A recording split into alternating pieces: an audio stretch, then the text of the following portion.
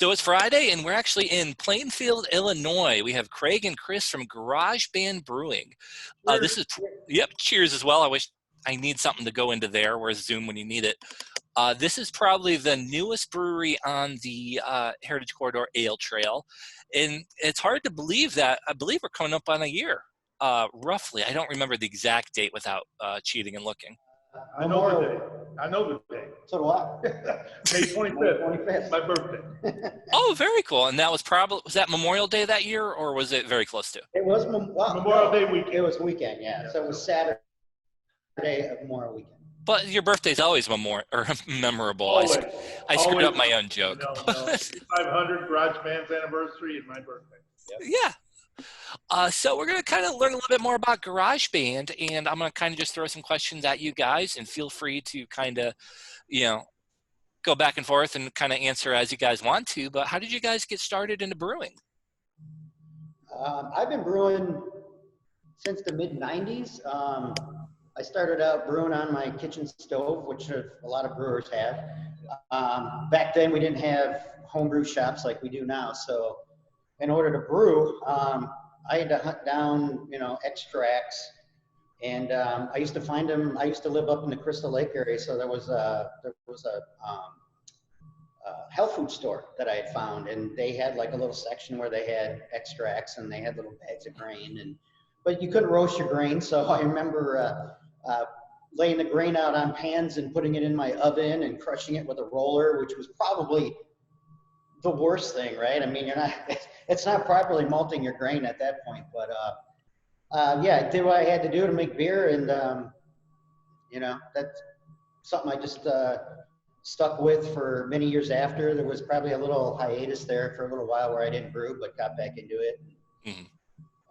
Yeah, so I've been brewing since mid-90s. Yeah, me personally, my in-laws, my mother and father-in-law bought me a homebrew kit years and years and years ago, and it was one of those things where I hung on to it, never did anything with it.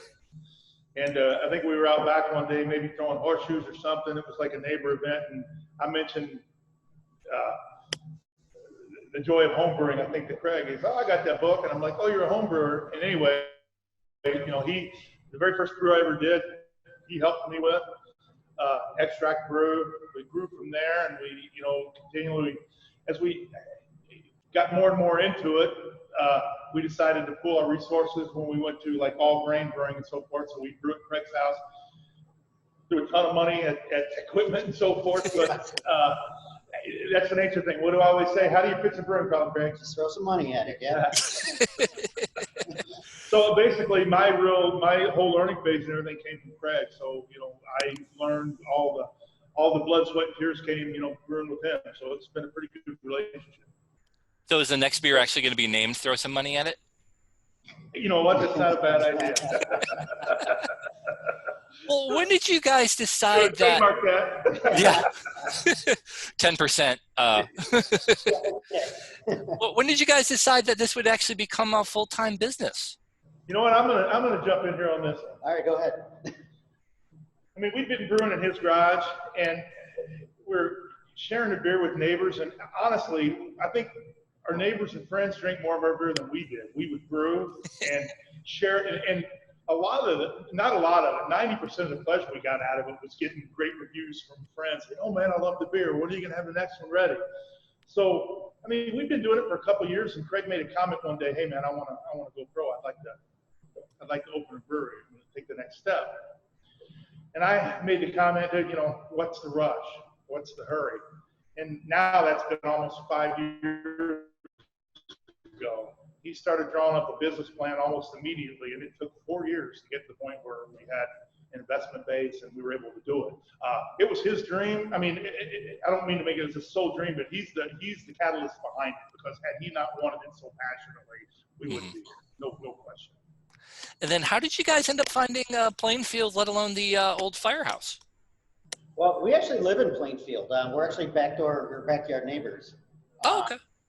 So when I started drawing the business plan, and we said, once we finally had our investors, my wife just took upon herself. She was just, running around downtown and found that the firehouse here had a sign out front that it was, taking on leases. So we called them the following Monday, and I guess the rest is history. We had, I don't know how familiar people would be with this spot, but yes, it's an old firehouse, and there's two sides to it, actually. We actually have the larger side, which is roughly, I think, empty, without any walls or anything. We're looking at about 4,000 square feet. And the other side, which is now Station 1 Smokehouse, they're 2,000 square feet. And that's the actual side, the other side, that we were originally looking at and wanted. But, waiting on whether we were going to actually pull the trigger on this or not, they ended up leasing that side. So this was the only other side we had. And one of our investors was like, hey man, that's the spot, we need that spot. So that's how we kind of ended up here. And now hindsight, man, this is actually, we're busting out at the seams in this spot. So we obviously would not have fit on the other side. So I guess everything works out for a reason, right? Right. It would have been one of those things. It's like, wow, this was a colossal mistake. We would have made it work, but wow, knowing how tight we are here now, it would have been incredibly difficult. But it's probably key to have the barbecue place right next door. I mean, it's the perfect complement. It is. It works out great. I mean, we complement each other. And we try to work with each other. It's a really good relationship. I know if I heard that the barbecue over there is world. Yeah, it's amazing. Brad does an excellent job over there. I know if I were you guys, I'd probably weigh like 900 pounds myself from eating all that barbecue. We're working. I'm on the way. Well, how did you guys start honing those recipes and kind of, taking some of that early feedback to create the recipes that you see today? We were always IPA guys. We're hopheads, so we really wanted to hone in on our IPA. So we started brewing our Locked and Loaded years ago when we started All Grain Brewing, and that's a recipe we worked on. I don't know, we probably brewed it 6 or 7 times before we actually got it to where we needed it to be. But as far as creating recipes, they just kind of, research the style. I research what a lot of different breweries, a lot of different brewers are putting into different beers. And I kind of, research different grains and hops and kind of decide what I want it to taste like, and, put recipes together and hope for the best. I think we had maybe 5 or 6 that we had already honed in my garage before we started brewing, but we've been pretty lucky since opening up here. We had quite a few recipes that we brewed first time here, and we were really lucky that they worked out. So it's just. Yeah, I would be clear. He is the recipe man. He is the head brewer. I mean, I don't, I tell people I can brew. Craig, bring me the recipe. And he might argue with this because I need his help, but I can brew it. But his recipes they're great. And knock on wood, we get through this whole situation we have now. We're just going to keep pushing forward. It's going to be, it's going to be a good thing. Yep.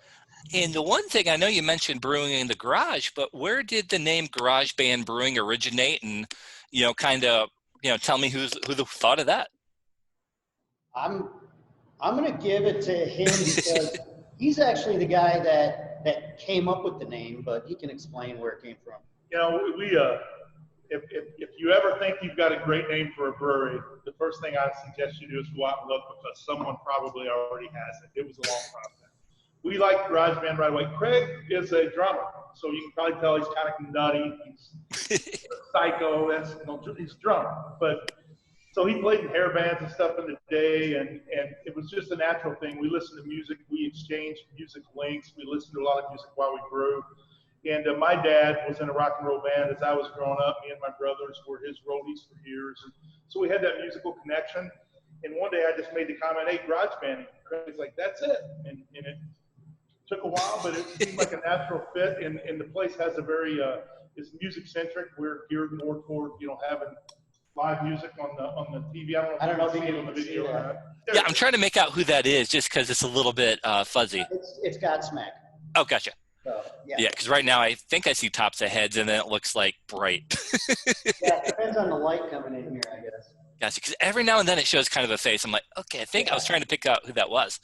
And you guys, So yeah, we play concerts on the different TV screens. We got an outdoor TV. We got a huge, I don't even know how big that thing is. What is it? 13, 15 feet, 15-foot screen. And then we got, I don't know, 5 other TVs in here. So we got a great sound system. So we just, crank up the concert footage and drink beer.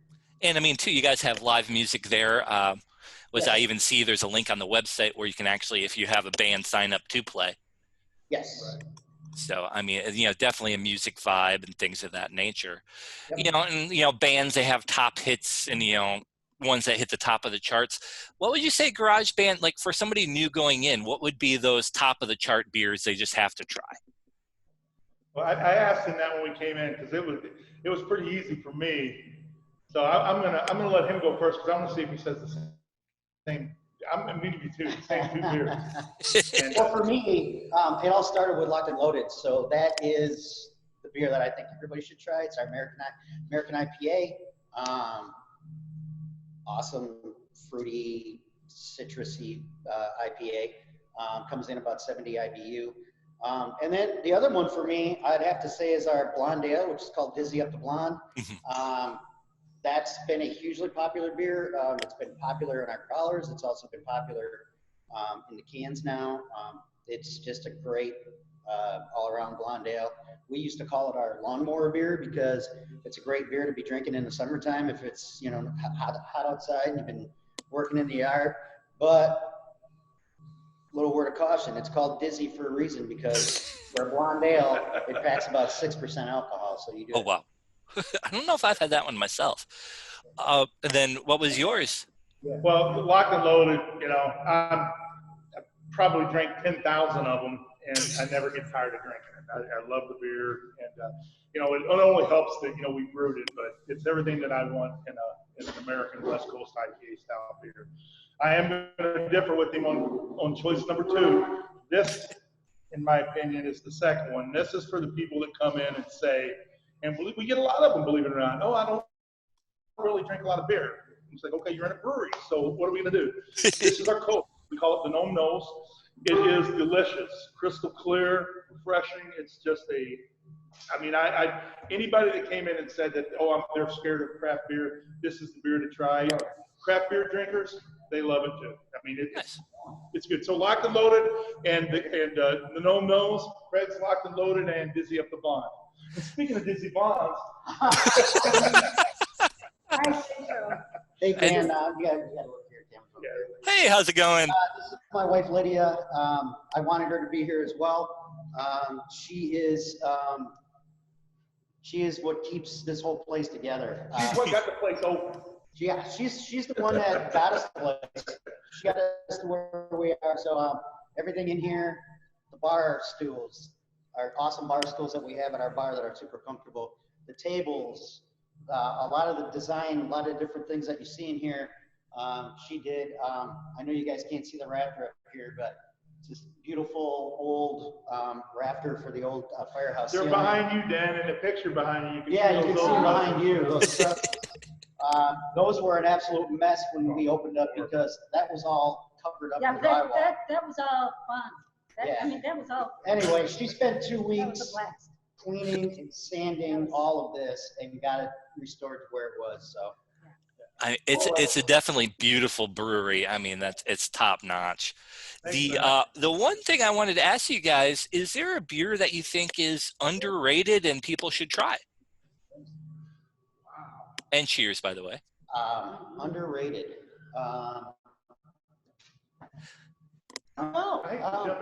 Underrated is a tough one. I think that we do a single hopped IPA that's a new recipe for us. We call it Finger Guys.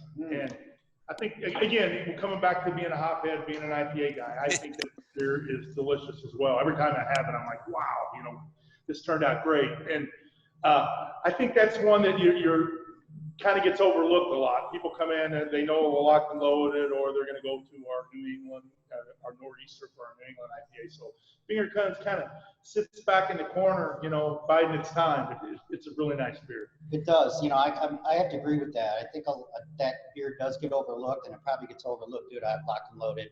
But that beer came about that, you know, we wanted to start doing some single hop IPAs, and Rob from Hophead Farms came in, and he, I was talking to him about hops and stuff,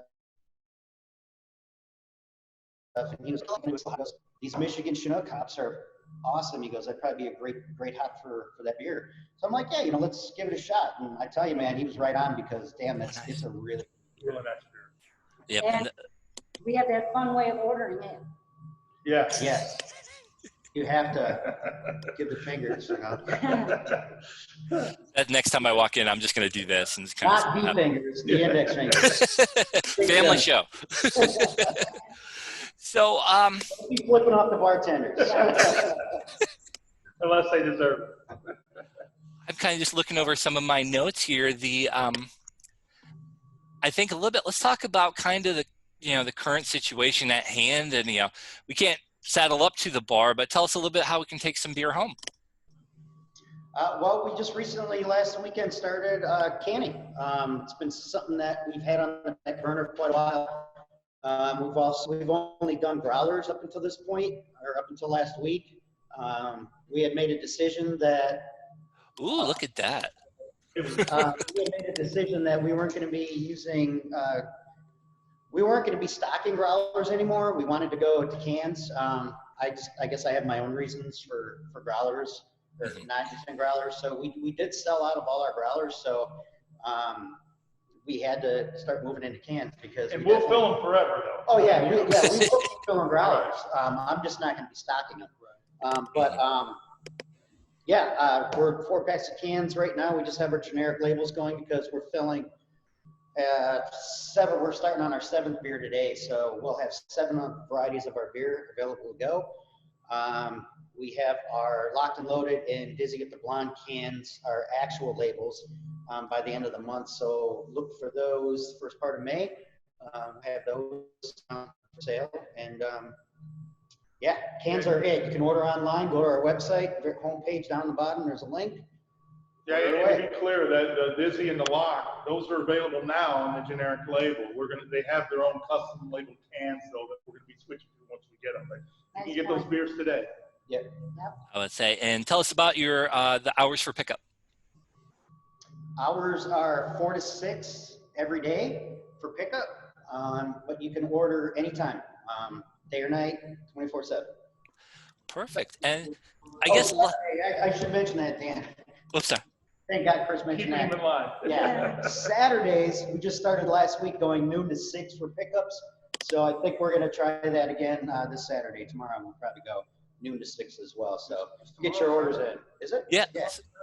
So, and we're going to actually put this video on the newsletter that goes out later today. So that way, if you check this out on Friday the 17th, go check it out on the 18th. We'll check it out several times throughout the next few weeks. You know, this is a great brewery. Everybody should go check this out. And I guess last but not least, is there any words in closing you'd like to say, and just say, you know, how important it is for everybody to come out and support their local craft breweries, and to, you know, try some closely to your house new ones that maybe you have never tried before.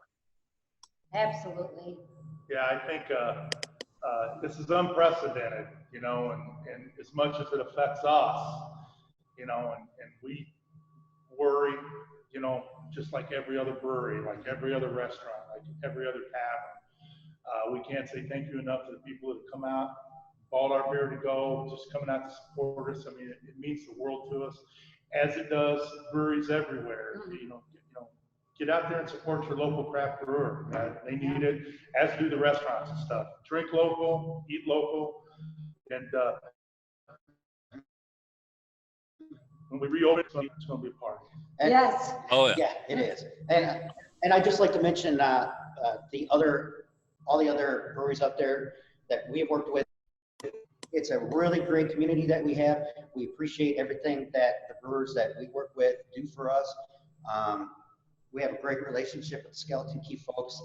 They've helped us out. They helped us out yesterday. Workforce has helped us out tremendously as well. Everybody's been really great, and I want to give a shout out to the Illinois Craft Brewers Guild.